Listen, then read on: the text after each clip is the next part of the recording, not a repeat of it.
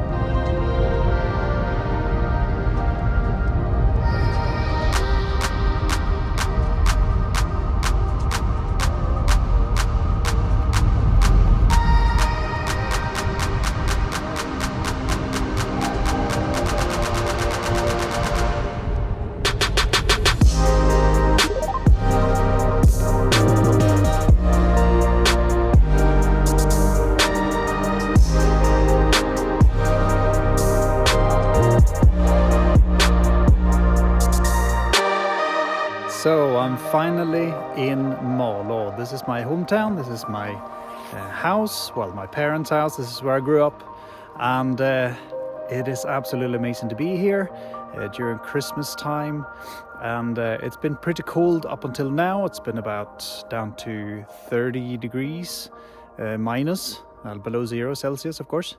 At the minute it's about 9 below 0. And I'm just enjoying myself big time here with my family, and the snow and the cold in the winter. This is just my cup of tea. If you see the little link here above, I have actually made a summer episode of the area and the traditions and the foods that you eat. You know, the surströmming challenge, you know, that fermented herring that you see people vomiting and all of those things. Not like that, it's delicious. So you can see the way that it's supposed to be eating properly in that video in the link above. And so what I'm going to do here, I'm going to just film the area. I'm going to show you what it's like in the winter time and the different things that you can do, the different things that I was doing when I grew up. And well, join me for this adventure.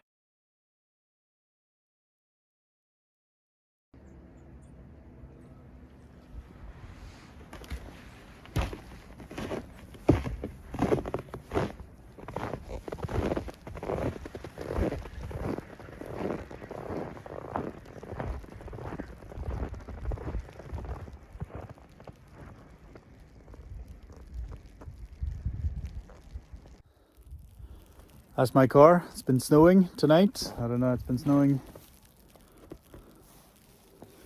well, maybe 5-6 centimeters. And of course, this has to come off the car, so and I need to clear out all the snow. So a lot of work in the winter that you don't even realize. But it's good fun, good exercise. Who needs gym?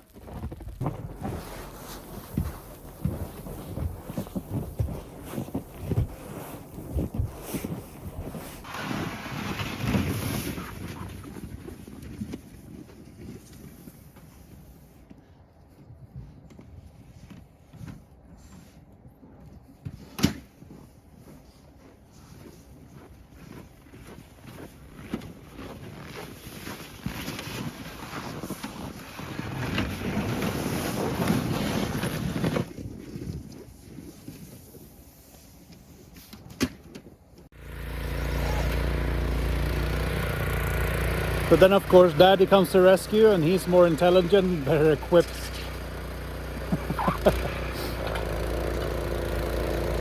There are no bad ways, except the bad ones.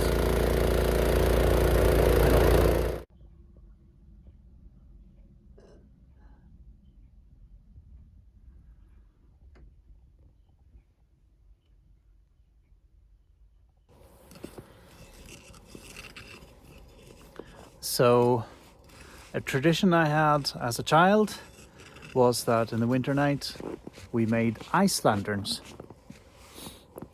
And it's just simply a little bucket of water sitting out in the freezing cold, about 24 hours, depending on how cold it is, of course. And then you just set a little tea light or a candle inside, or something a little bit more powerful. Perhaps the tea light seems like it's not giving a whole lot of light. But yeah, and what you do is that in the water you put different food colorings. So in this case I put one red load of food coloring, quite a lot, and then the other one I put some green. So it's just nice and cozy outside.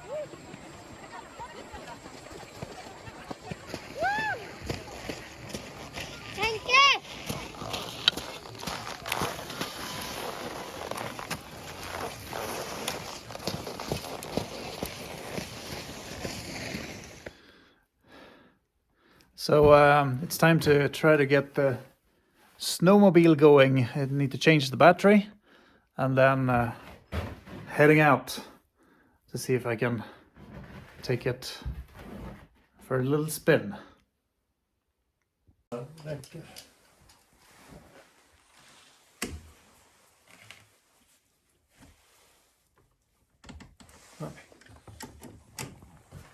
Vill du ta över då? Bara lyfta rakt upp. Så där. Men då måste jag ta löst. Jag ska gå och hämta.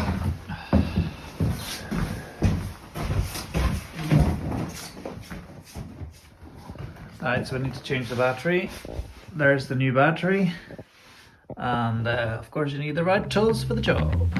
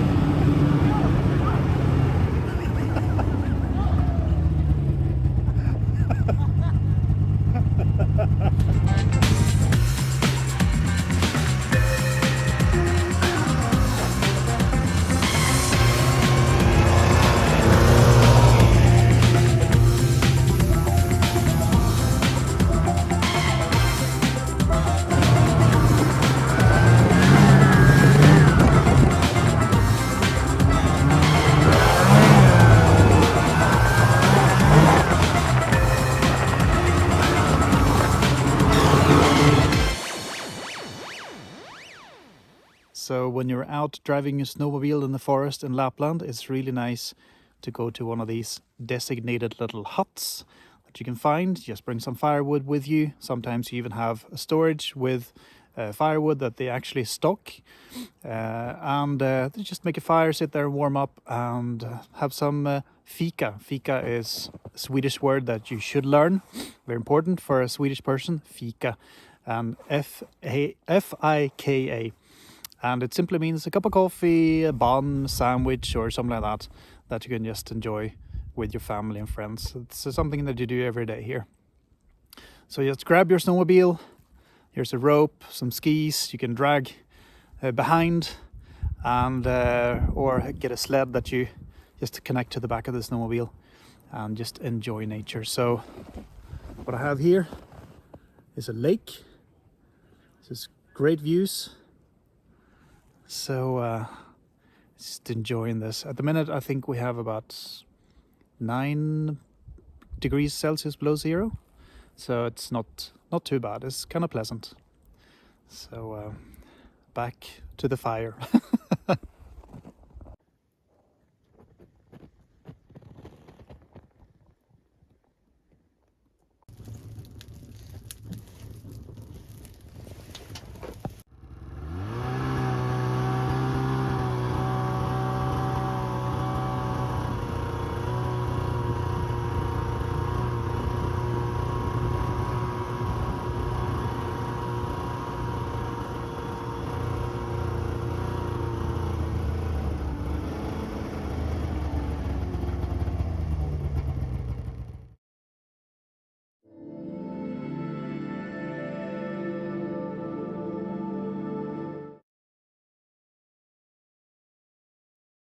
Got you there.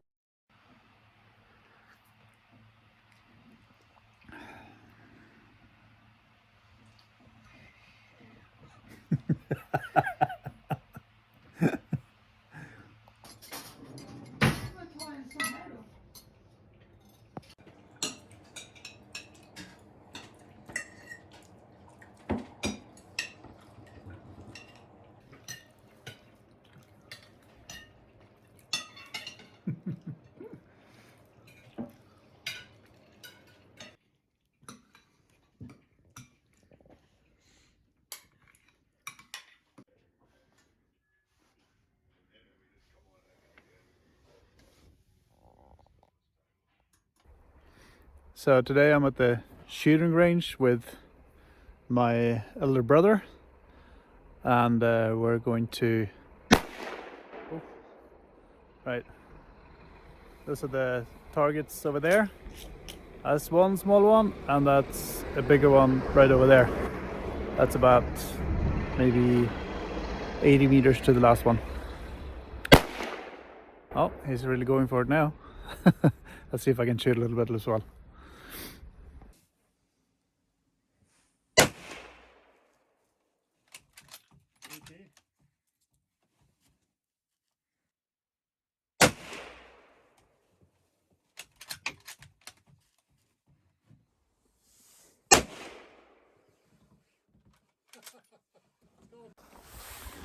Right, so that was over there. This is about 80 meters, and I was aiming for this circle here, standing up, and a shot here.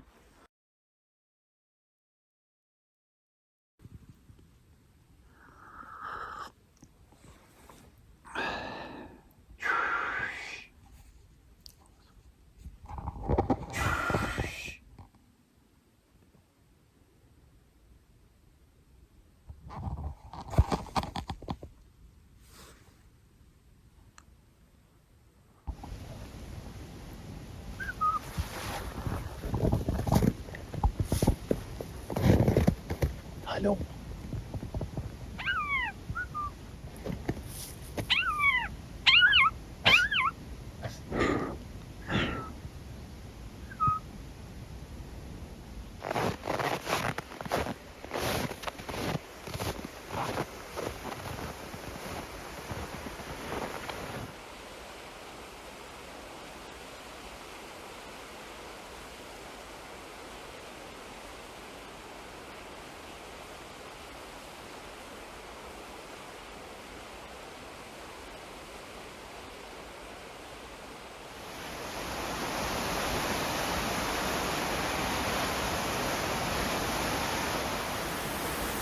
Right, so you might recognize this scene from the intro. This is actually a week later. I was forced to come back here because the footage that I'd shot when I was here last week wasn't that good. It was just actually too cold for the gimbal. It was -30. Now it's I think it's about -25, so it's a little bit warmer. Still, you can still see there's ice in my beard. I'm not grey bearded, it's ice. And where I'm standing now is a place called Vormforsen, and it's a really spectacular place. If you see in one of my earlier videos from Lapland, you'll see this place in the summertime, and I'll put a little link here up at the top.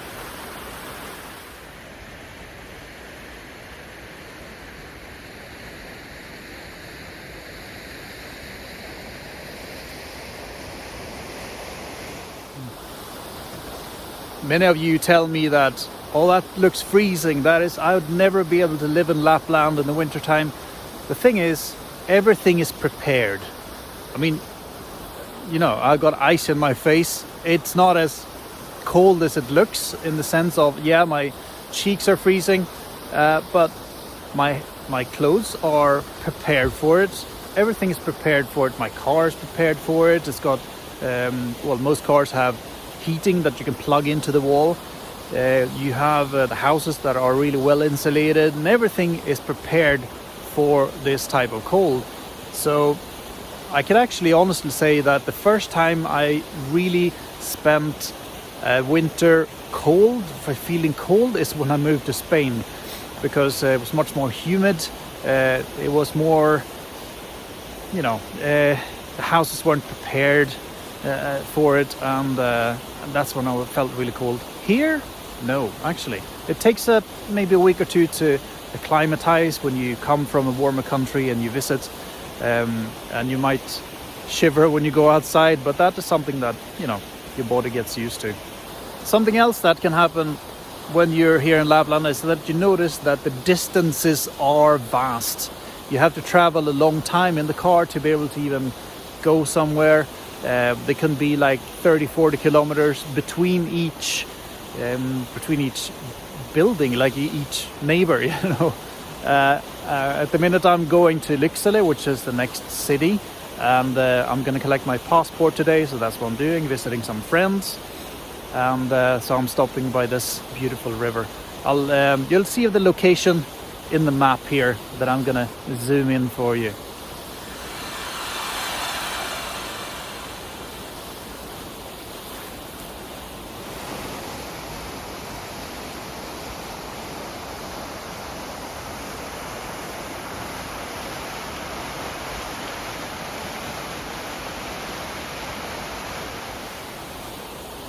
Now you can see that the sun has risen a little bit over the treetops, and it's really beautiful here in the steam from the river.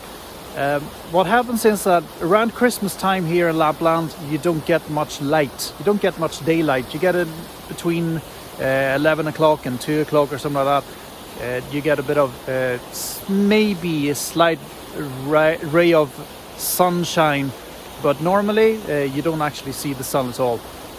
You get daylight, but not much more than that.